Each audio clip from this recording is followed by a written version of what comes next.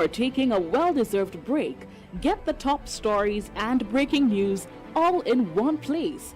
Join us Monday to Friday at 12 p.m. for Hot 7 Midday News, bringing you the latest headlines from St. Lucia and around the region. Stay connected, stay informed, only on Hot 7 TV.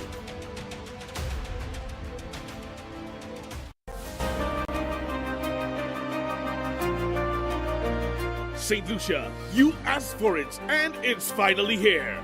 Hot 7 TV is now on Flow Cable Channel 117, the first fully high-definition local channel in St. Lucia. Catch your favorite movies, intriguing documentaries, chart-busting music videos, and the ever-compelling midday and evening edition of the Hot 7 News, all in crisp, high-definition quality. Welcome to what TV should be in this era. Welcome to Hot 7 TV, now on Flow Cable Channel 117. Spread the word.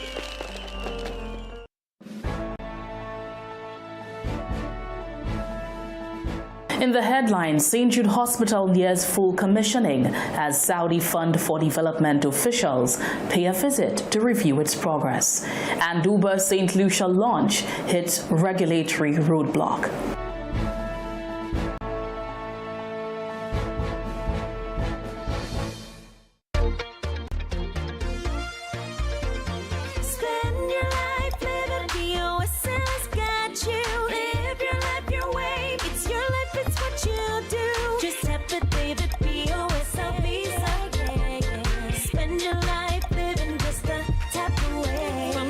Shopping to the perfect view. Big dreams are waiting for you. Groceries, fine dining, wherever you go. From coffee breaks to checkout lanes, gas stations, aeroplanes. BOSL makes it easy, let's go. Tap it, live it, BOSL Visa, yeah. Live your life your way, anytime, anywhere. Tap into your life anywhere, anytime with your BOSL Visa credit card. Spend your life living BOSL.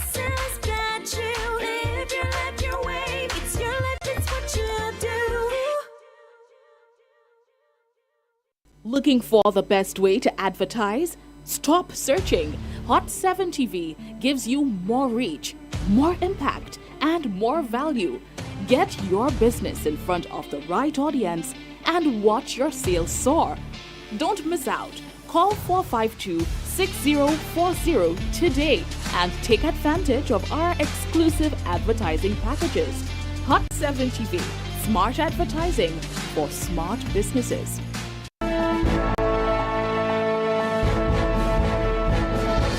Good date is Thursday, January 22nd, 2026. I am Daniela Edwin. Welcome to the Midday News Edition. Whether you are tuned in on Flow Channel 117, Kiss FM, Hot FM, the Caribbean Hot FM mobile app, the Caribbean Hot 7 TV Facebook page, or our YouTube channel, Caribbean Hot 7 TV. Not forgetting those of you using the Hot 7 plug and play antenna. Thank you for joining us. The United States has temporarily suspended immigrant visas for nationals of 75 countries, including St. Lucia, while non-immigrant visas will continue to be processed. This took effect on Wednesday, January 21st. Prime Minister Philip J. Pierre explained that the U.S. decision is based on internal policy and security concerns, not specific issues with St. Lucia. The temporary suspension of the issuance of immigrant U.S. visas for nationals of 75 countries, including St. Lucia and 10 other CARICOM states, has officially taken effect. Prime Minister Philip J. Pierre has stressed that there has been no change to St. Lucia's existing visa policy. The suspension applies solely to immigrant visas, those issued to individuals seeking permanent residence in the United States. Non-immigrant visas remain unaffected, allowing travel for tourism, business, education, exchange programs, and temporary employment to continue as normal. How can the Prime Minister of St. Lucia determine why the President of the United States took a position? That's almost impossible. I mean, the President of the United States takes his decisions based on his policies, based on his election promises, and based on what he wants to do, what he sees best for the United States, and I respect that.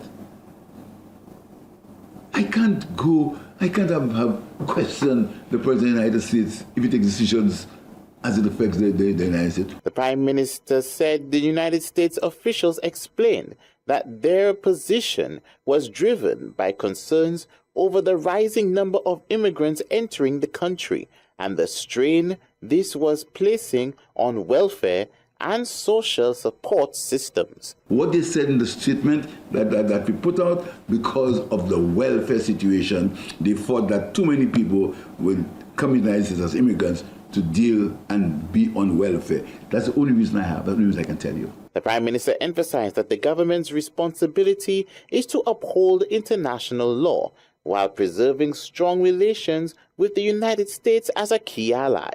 He added that careful consideration must be given to ensure that any actions taken at the local level do not impose additional burdens on citizens.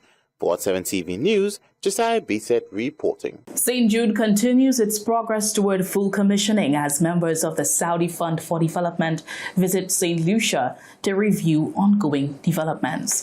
Josiah Bisset tells us more.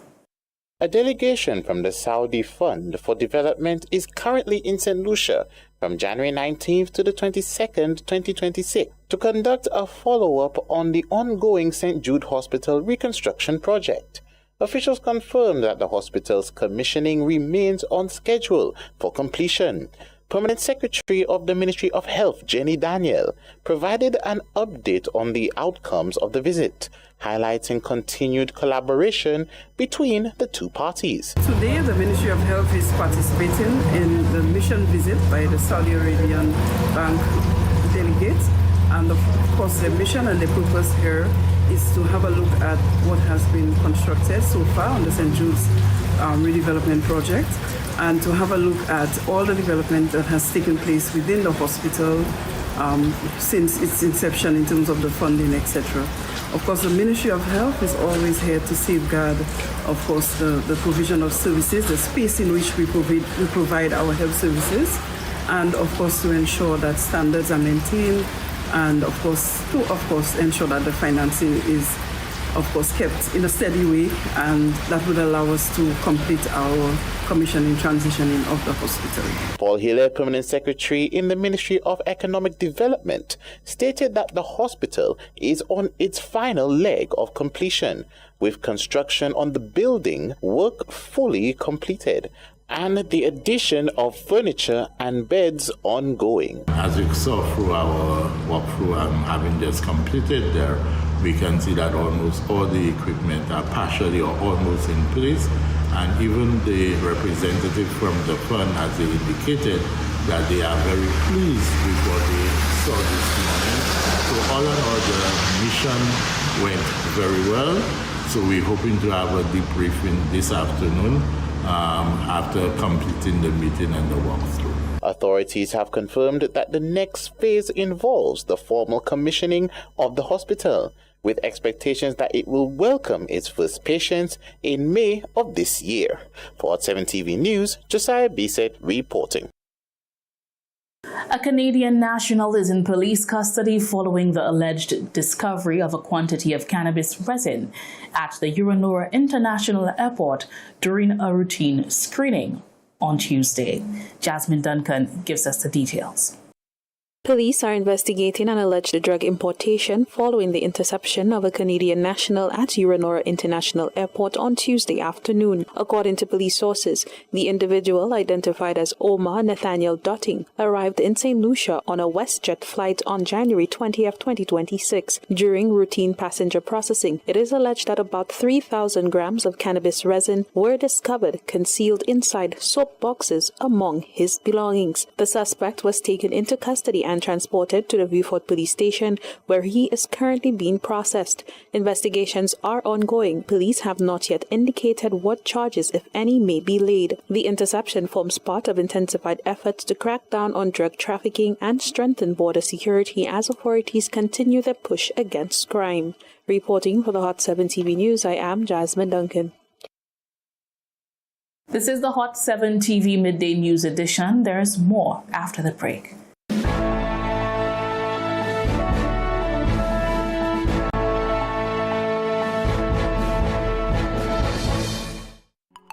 Don't miss out on your chance of becoming $240,000 richer with Super 6. But you have to be in it to win it.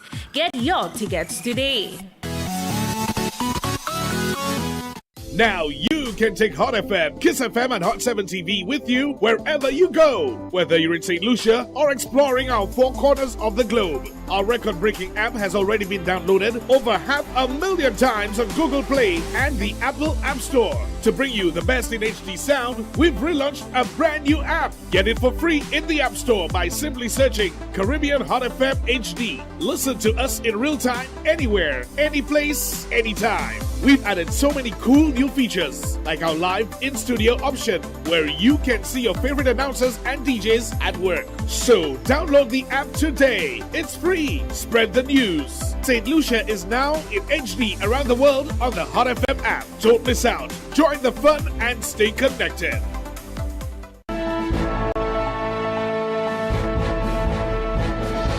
Welcome back. Uber plans to launch its licensed-only Uber taxi service in St. Lucia, but the company must first resolve regulatory discussions with the government and taxi union. Tourism Minister Dr. Ernest Hilaire has called for patience, stating that all operators must comply with existing taxi licensing laws before the service can proceed. Whilst ride-hailing company Uber has announced their desire to launch in St. Lucia, Tourism Minister Dr. Ernest Hilaire confirmed receipt of a formal letter from Uber expressing interest in entering the St. Lucian market. However, no date has been set for those discussions.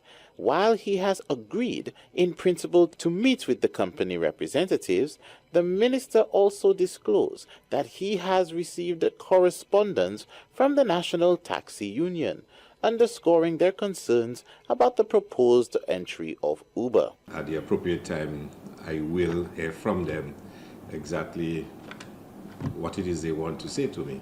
I have also received a letter from the National Taxi Union, a very interesting letter about it. And the thing about it is that everybody let's just take it easy and let us talk, let's find out exactly what this is about, and that at the appropriate time we will decide the way forward. Government has not considered it, it has not been placed on the agenda of government. And at the appropriate time, we will discuss it. The minister has called for a calm as stakeholders prepare to engage in discussions aimed at clarifying Uber's proposal and how they may align with St. Lucia's existing transport framework. He stressed that the law is unambiguous. Any individual transporting passengers for hire must hold a valid taxi number plate, and operating such a service without one is strictly prohibited. You have to have a TX, or else you're not authorized to transport people for hire, and that's very clear. If Uber is a technology platform, I don't know that the law prevents anybody from joining any service that can market and promote and facilitate their business. I don't know. But I'd love to hear what they say, and then we'll take it from there. Despite objections already voiced by the taxi union, he said fairness requires that Uber be given the opportunity to present its position before any final decision is taken. For Hot 7 TV News, Josiah Bisset reporting. Kelly Indy Smith has addressed the issue of clearing donated items at customs in a public appeal video she recently released. In her message, she expressed gratitude to all those who have offered assistance and provided guidance on the next steps in the process. Kelly Indy Smith, founder of the Southern Gem Foundation, has issued a public appeal for information concerning items currently being held at customs that were intended for a donation to sporting organizations in the south of the island. The shipment, which includes a variety of sports uniforms, was set for presentation at a scheduled donation ceremony on January 17, 2026. Smith said the delay has placed the event in doubt and noted that this marks the first time the foundation has undertaken a physical donation of this kind. She explained to me, the items, it's a bit different. And I told her, we have to make a presentation on the 17th, which was that Saturday.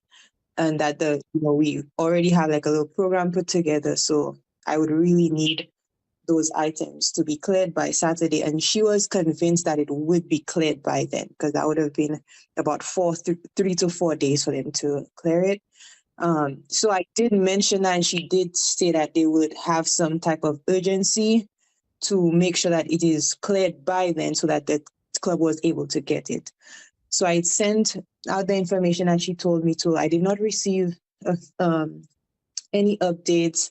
However, I also let the president of the club know that what was happening, and the advice was that he as well should initiate the process. So now we had two processes simultaneously going on to clear the items. Amid ongoing concerns, she took to Facebook to share a video detailing her apprehension regarding the clearance of the items.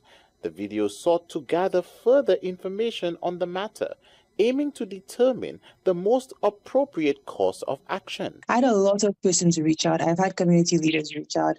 I've been given advice. I've been counseled on it. I've been given information on how to even register with, the ministry to avoid stuff like that in the future. However, the video kind of has taken a life on its own, and it's been downloaded and reshared on different pages and whatnot. And there's just a lot of persons who, I think for them, it's like, I shouldn't even have made that video to question the process. I shouldn't have made that video to shed light on what I was experiencing. And, I've had people basically say I had negative intentions to even make the video. She further clarified that the video was not intended to carry out any political message, but was primarily aimed at gathering information and guidance on the steps to take. Persons I am seeing trying to make this into a political thing, I don't even understand how it got to there. And maybe it is, there was one point in the video when I shared, the politics of having to clear the uniforms. And I just want to clarify that maybe persons think when I said the politics to clear the uniform involved me calling out political parties. When I mention politics and when people speak about the politics of things, they're also referring to the processes of things. They're also referring to the policies of things. So I think that's also disheartening, that there are people who have probably even stopped listening, who didn't even fully understand or grasp what I'm trying to say, and it's already been twisted. The other thing I'd like to share is I've also had so many people come forward and say, this happened to me too. This is why I stopped doing charitable work in St. Lucia. This is why I no longer do this. And to me, that's disheartening that it's an issue. There is a lack of acknowledgement of the issue. And when someone brings it out, it's almost like they're trying to be, people want to kind of, shut them down or quiet them down. Smith confirmed that she has received communication from the Youth Development, Sports and Digital Transformation regarding the resolution of the matter. She expressed her gratitude to all individuals who provided guidance and information which assisted her in determining the next course of action toward addressing the issue. For 7 TV News, Josiah Bisset reporting. St. Lucia is signaling a renewed push toward regional cooperation and innovation in agriculture as the island looks to deepen ties with the Emirates Authority for Agriculture and strengthen food security across the Caribbean. Newly appointed Minister for Agriculture, Fisheries, Food Security and Sustainable Development, Lisa Jouahir, has welcomed the continued collaboration with the Inter-American Institute for Cooperation on Agriculture, ECA, describing the partnership as timely and strategic. The minister noted that early discussions are already underway to expand technical cooperation, research and policy alignment, particularly in building more resilient agricultural systems in St. Lucia. St. Lucia is very proud to have ECA as a partner.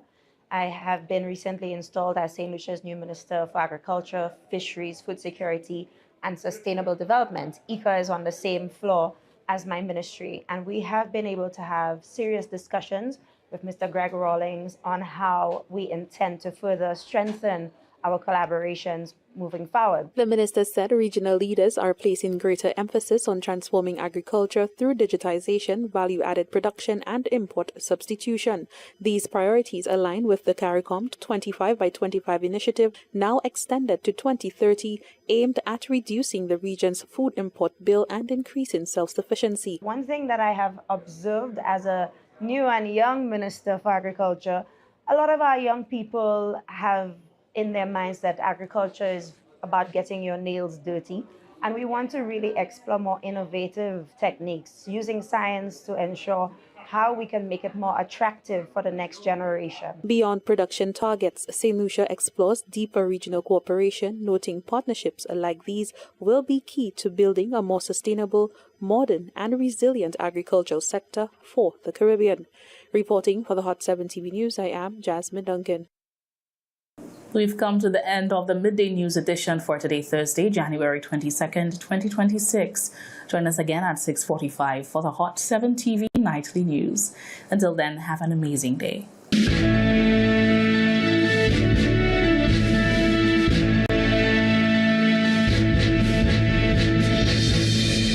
From your desk to your lunch table, whether you're on the job or taking a well-deserved break, get the top stories and breaking news all